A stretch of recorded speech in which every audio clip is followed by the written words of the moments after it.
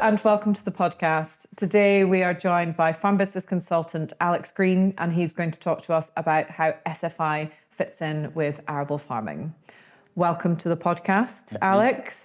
Because you've not been on the podcast before, could you please take a moment to just introduce yourself and give a brief overview of your skills and experience? Yeah, so I'm Alex. I'm an associate farm business consultant based in the Driffield office. I was previously farming on an estate near Moulton, so I was involved in implementation of stewardship schemes. We had a large arable enterprise and sheep as well. So yeah, nice varied mix really. Okay, brilliant. And you'll be bringing all of that sort of lived experience to bear to our clients and the farmers who are going through the Farm Business Advice Service as well. Yeah. Okay, brilliant. And your kind of focus is very much arable, working with our Driffield team, isn't it, at the moment, with kind of farmers over in the east and that part of the world? Yes. So, as I said, we're looking at arable today. From an arable perspective, in your view, what are the key considerations for entering into an SFI agreement? I think, going into the SFI, it's all about having a balanced sort of view on it. There's obviously going to be pros and cons, and it's very much how it fits into your management system. You know, farmers know their land the best. They know where the good parts and the bad parts are, and we almost view it as though you're creating an alternative enterprise on the farm, and that means that everything must have its own sort of gross margin, if you like. Obviously, There's costs associated to going into many of the options surrounding the arable land, but yeah, it's very much treating it as a management tool, if you like, to complement your current farming system. And obviously some of our clients and some farmers will take that further than others, depending what their goals and their objectives are on the farm, and as to how much revenue they want to generate, and also what their sort of grazing structures can support, and how productive their arable land is as well, I think. Okay. I think that's been a recurring theme actually through the mini-series that we've been doing, is everybody kind of needs to think about the SFI in terms of integrating it into their existing business rather than being led by what the options are and kind of chasing the payment. Yeah, without a doubt. Okay. In previous podcasts, we've kind of talked about sort of establishing the baseline in order to kind of make any improvements. And you mentioned kind of looking at the current performance of the arable ground as being sort of a material consideration as to whether you'd go into SFI. So if you could just tell me what you mean by that, and then how farmers might go about sort of assessing the current performance of their arable land. Yeah, sure. I mean, as cliche as it sounds, obviously every farm's different. They're going to have different attitudes to land drainage. They're going to have different soil profiles, different soil type. Certain land's going to be drier after rain, etc., etc., etc. And that obviously drives how productive those particular farms are. Now, if you look at it, there are certain actions under the SFI that a farmer who's consistently producing well above average wheat yields, for example, is not going to be interested in doing, because quite simply the gross margin will not touch it. And it comes back to knowing your farm, doesn't it? There'll be certain areas of a farm that are less productive. I think, just before I come back to that, I think there's been a real perfect storm this year, and we've had an incredibly wet autumn. Usually we then see that counteracted by a dry spring. And we haven't had that this year at all. We've had people struggling with both winter and spring crop establishment, and there's been absolutely no consistency in the weather. No. That's then only formed part of it, because we've had massive crop price volatility. For example, 3 weeks ago we were looking at a November wheat price of nearly £230 a tonne, and today it's 217. Yeah, it's trying to plan. You can never plan for those eventualities. But what I must say is, I think it goes back to knowing your farm and knowing where those areas, whether that's on a field basis, whether that's on an acreage basis, or a particular block of land, if you like. I think where SFI can be employed so well is where, if you took a field, for example, and you knew one side of the field was better, that could be driven from soil type or anything really, and you knew the other side was effectively letting it down, your better side is always going to be subsidising the poorer acres.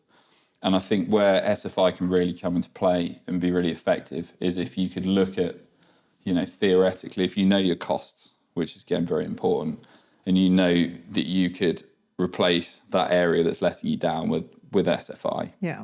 You'll know, farmers know their land when they're going along with the combine and they know they can go a bit quicker.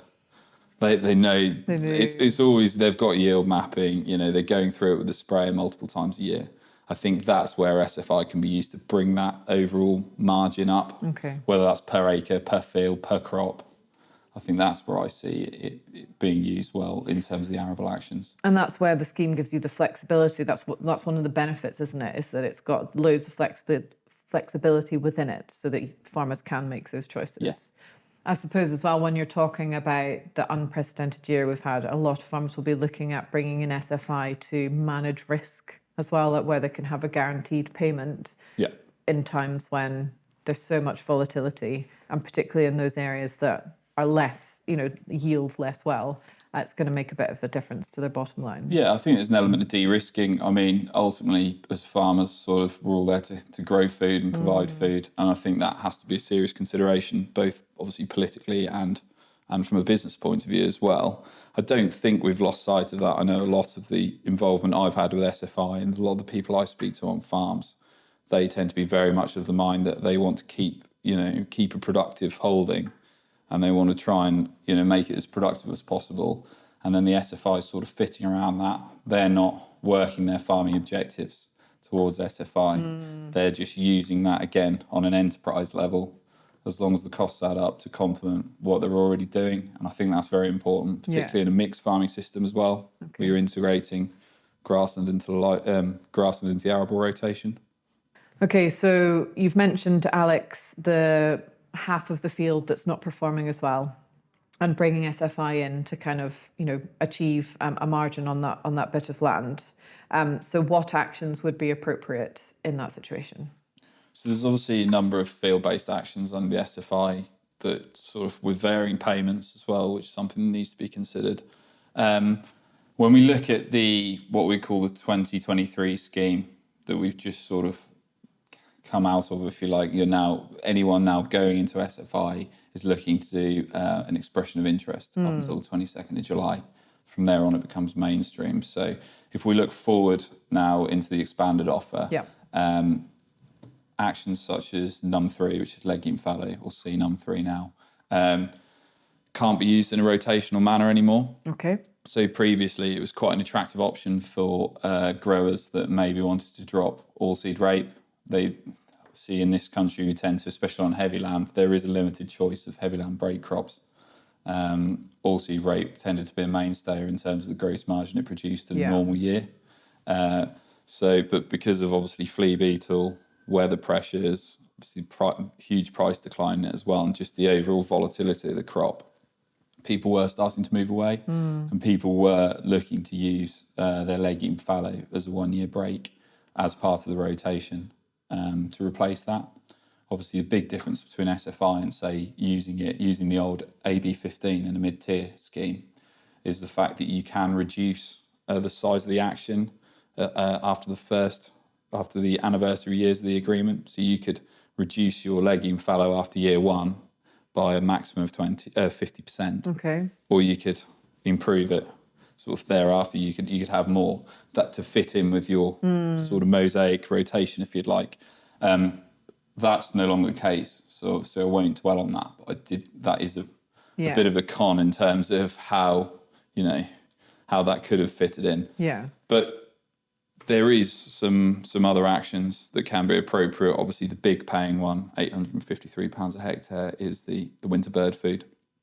That can now be supplementary fed as well throughout the winter months, throughout the hunger gap for the wildlife, with an additional payment involved. Okay. Again, looking at a balanced argument, it's not all roses. When you look at the big paying actions, you've got something that's going to provide bird food over the winter, but then there is potential for weeds, sort of broadleaf weeds, grass weeds, to germinate and sort of flourish in those conditions, and there's no way of obviously chemically controlling them. I know one thing we do if people are putting annual bird mixes in and looking to rotate them, because that is a rotational option, is just to top it and obviously spray it and have a bit of a stale seedbed scenario before, obviously in the spring, you would look to establish it, either in the same place or elsewhere. So I mean, that's a great, and that can particularly be sort of intertwined with sporting activities that go on the farm as well. Okay.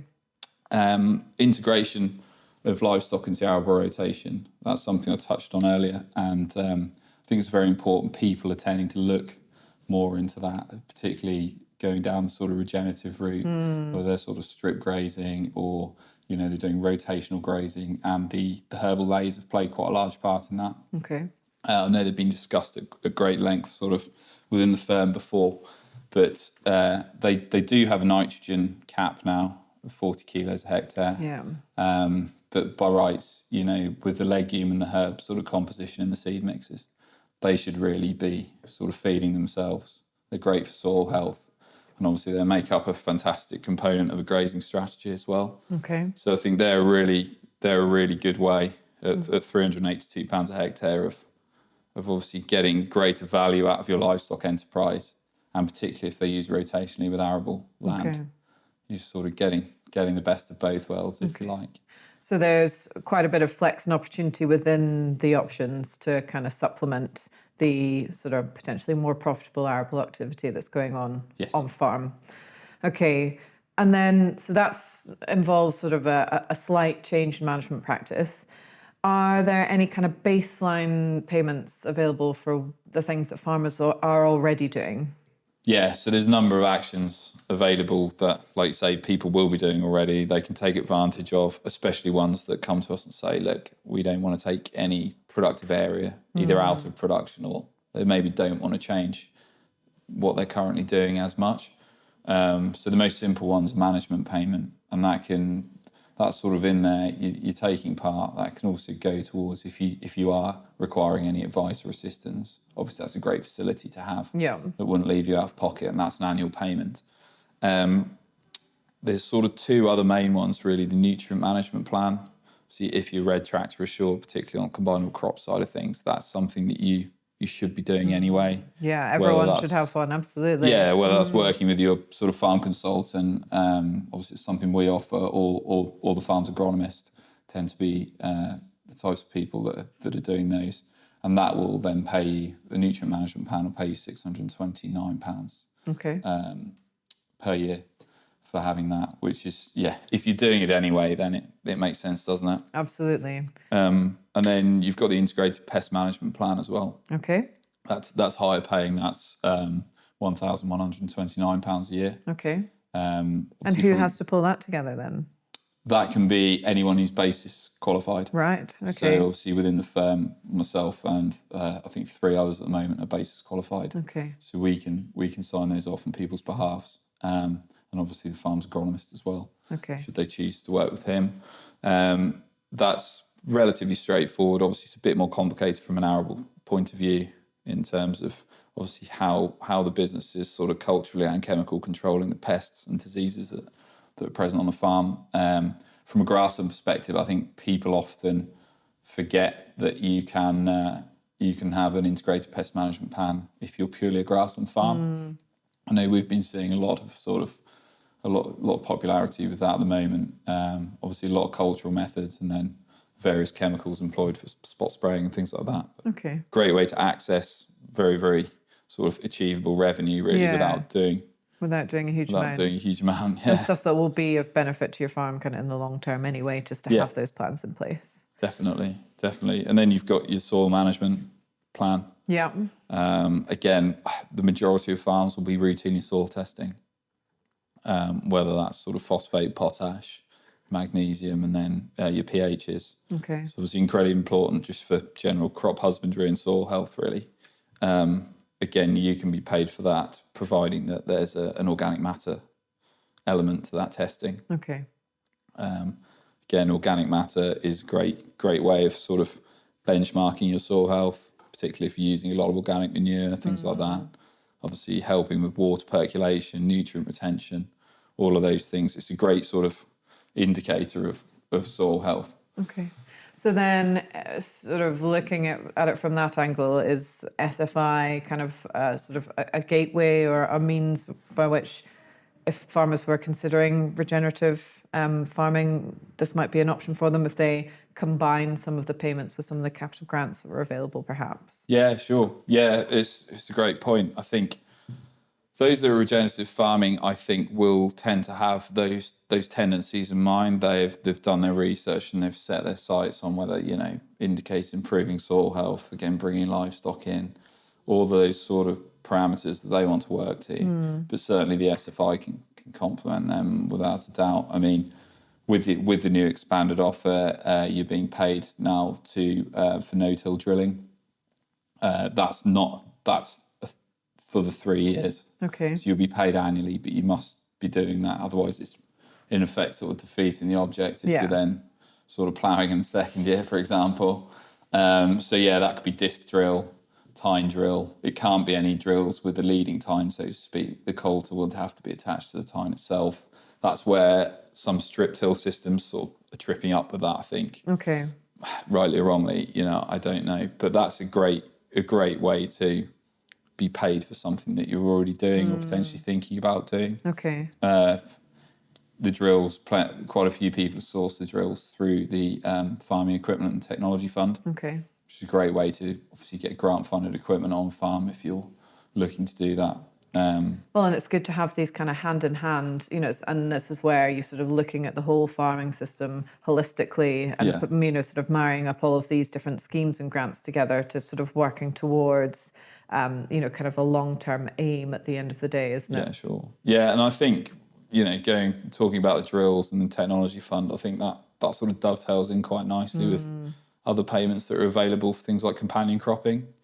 So obviously we discussed oilseed rape earlier. People are looking more now to put things like berseem clover in, buckwheat, things that will be taken out with the first frost of the winter, in order to try and sort of mask the flea beetle, protect against the flea beetle, disguise the oilseed rape crop, if you like. There's quite a few sort of agronomic theories, and a lot of that research has been proven as well. So again, if you can get a companion cropping payment, and you can effectively still integrate oilseed rape into your rotation, then there's a bit of a double whammy there. What about planting in beans? Can you tell me a bit more about that? Is there still something that you can do under 2024? I think they've expressly excluded that. Excluded it. Yeah, it was a bit of a loophole. I've heard various sort of strategies of people putting beans on with a fertiliser spreader, cultivating the land and then drilling on top. And then, spraying the beans out later in the year with a selective herbicide. There's obviously quite a lot of management, work involved in that. And I think that's sort of a bit of a common theme with the SFI in terms of, don't be going into SFI thinking, I'm going to do this because of this. It needs to fit in with your overall aims and what you want to be doing. It can't just be purely revenue driven. No. Because at the end of the day, the agreement can be set up, but at the end of the day, the farmer has to see that through and manage each of those actions throughout the full 3 years. So on that theme then, could we look at where potentially there are pitfalls? So that, we're taught, it's been, again, a recurring theme that farmers are having to manage these agreements through to the end. They've got certain objectives that they've got to see through. Where are we kind of seeing problems, and also where have, let's call it loopholes or opportunities that farmers have seen that have been kind of closed down within the 2024 expanded offer? Yeah, I think it's not been closed down within the expanded offer, but the use of insecticides is quite an interesting one.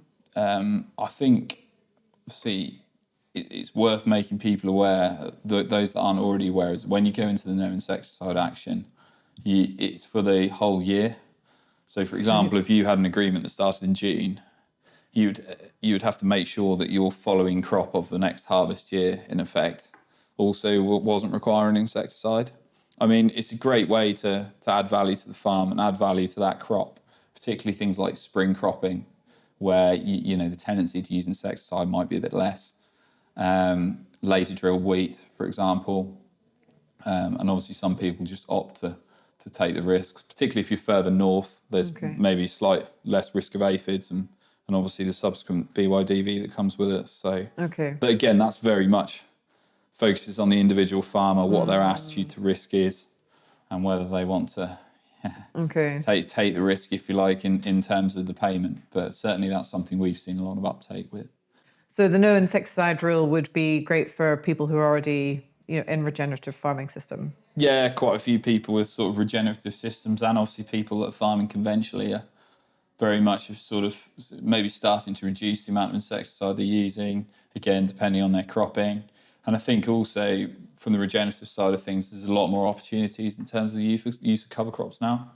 So previously in the old SFI 23, if you like, it was very much just a multi-species winter cover crop. There can now be sort of summer catch crops now as well. So there's no sort of time, there's various time periods relating to the different cover crops. Yeah. Again, massively important in a regenerative system, sort of boosting soil health, things like that, where there's sort of, and also in a year like this, when it's been so wet, and there's been such weight of water on the land, I think really that land, obviously when this year's crop's taken off, that's really going to need some sort of rectification work. And where people aren't choosing to sort of go fully in on the diesel spend and subsoiling and everything just to bring land right round, they will be looking to use cover crops, I think, more. Okay. Particularly see where there's more spring cropping coming onto farms as well. So, and it's not just sort of confined to those that are wanting a spring combinable crop as well. The cover cropping option can be used, things like mustard being used as a biofumigant. Yeah, no, well, and particularly sort of this year, it's been something that's been, people have been making use of where, say, the winter crop has failed. Yes. Crop? Yeah. Yeah. Yeah. Well, both in some cases. Yeah. Pretty soul destroying, to be honest. Okay. Again, we've had that autumn and that spring of bad weather, and it's usually one or the other. Yeah, it's not been great. No. But I know, obviously, into Yorkshire and further up and sort of all over where we operate is there's a significant area of potatoes grown. And the more potatoes that are grown, obviously, there will start to be a potato cyst nematode problem if the rotation's not drawn out. And there are some growers that are looking to use a cover crop, be paid for it, and something like mustard, when it's ploughed in, is acting as a biofumigant to effectively combat those nematodes in the soil. Okay. So, like I say, there's plenty of management, plenty of ways that you can shoehorn SFI into your management practices anyway, which we think as a business is really important. Okay. But it's got to fit within your 5-year plan and your systems rather than the other way around. Okay. Yeah. So when you're out on farm, Alex, discussing with farmers and clients about all the options that are available to them and what they're doing to replace BPS within, their business, what are kind of the most frequently asked questions that you're kind of faced with when you're sitting around the kitchen table? I think I think everyone takes an approach to environmental schemes differently. I think we were in a fortunate position before the BPS started to decline. I think we were getting something like a countryside stewardship mid-tier payment, and we were getting the BPS, best of both worlds. I think we've known for a while BPS is reducing, and that's obviously not going to stop reducing. Is every farm going to be able to match that lost BPS income with environmental stewardship income whilst still carrying on farming in the way they're going to? Probably not. But again, going back to sort of the baseline actions that we discussed, it's money for old rope effectively. If you don't want to do anything else, then at least go in for those. You're not really constrained in any way. You're not doing anything out of the ordinary. Okay. But we've found a lot of farms that I've been out to, we've easily been able to, for example, if you want to square up some of your arable fields, you can put them in margins, you can put them in bird mixes. There's a multitude of different actions that you can use, and also you're benefiting your soil health. You're not screwing around with the drill in the corner of the field. You're not trying to get the sprayer into awkward edges where you're going to get overlap. You're potentially going to get laid crops where you've been with the fertilizer spreader. Well, you'll be able to farm it more efficiently as well, less fuel, less time. Yeah, it's a common sense approach, which I think most farmers are well aware of, and that they are keen to implement. And obviously by sort of the number of people that we're seeing and the interest we're seeing with the Farm Business Advice Service, that's proven really key. And I think it seems to be working well in terms of what farmers' attitude to how they want to adapt their land to suit their business going forward. Okay. Well, that's been really insightful and quite a deep dive into the arable sector and how SFI can benefit farmers. Is there anything, any kind of final thoughts or anything we've missed or anything you'd like to add? I think really you touched on it with BPS reducing and obviously the availability of the revenue that SFI can bring to the business. I think it's first and foremost knowing your costs and knowing the direction that you would like your business to go in. Once you've benchmarked, once you've baselined those costs of your business as it is today, then you can very easily map out different scenarios. You know, if you went into this SFI, what revenue is it going to bring in, but also what are going to be the associated costs? Yes. Seed, the management. Is it going to have a knock-on effect for my following arable crop if it's in the rotation? They're all the things to consider, and they're all the things that can be very, very easily mapped out using a simple budget, so that you can sort of enact various scenarios. They might not play through how you think they're going to, especially obviously with the weather and commodity prices. But I think it can definitely be used as a risk management tool in the right way, but it really does have to be approached in the right way in terms of how each option are managed, whether that's, your choice of seed mix, grazing strategies, and everything in between, really. Yeah. And farmers are already kind of handling so much, aren't they? And the scheme was initially intended to be sort of really straightforward and simple. And I think in some ways they've achieved it, but in others there's so much to consider that really, actually that getting a bit of advice before you kind of start out it's not just cliche, it's not a sales pitch. Like, I think it's pays dividends, doesn't it, at the end of the day? Yeah, definitely. And it's just another set of eyes as well, where there's always going to be something that someone else can maybe see, or there's always going to be, that little extra bit of income for something you're already doing that you're not aware of. And Okay. Brilliant. Thank you very much, Alex. No, it's you're been very a welcome. pleasure having you on. Really interesting conversation. We will be looking at SFI across the sectors in more depth in our series of podcasts looking at the SFI 2024 expanded offer. If you head over to our YouTube or Spotify channels, you'll find the rest of the series there. Thank you very much for listening. I'll see you soon.